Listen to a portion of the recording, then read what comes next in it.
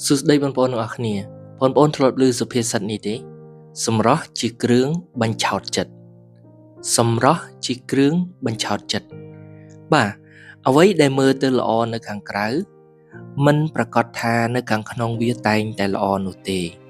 មនុស្សម្នាក់ដែលគាត់មើលទៅមានភាពតាក់ទាញគួរជាទីចាប់អារម្មណ៍ប៉ុន្តែលក្ខណៈសម្បត្តិខាងក្នុងរបស់គាត់គឺអាចនឹងខ្សោយបាទតម្លៃពិតប្រាកដរបស់មនុស្សគឺមិនស្ថិតទៅលើការដែលបង្ហាញនៅខាងក្រៅទេប៉ុន្តែគឺជានៅខាងក្នុងចិត្តវិញដែលអាចបង្ហាញពីតម្លៃពិតប្រាកដអញ្ចឹងកុំជ្រើសរើសដោយសារតែយើងឃើញនឹងភ្នែកប៉ុន្តែជ្រើសរើសដោយផ្អែកទៅលើ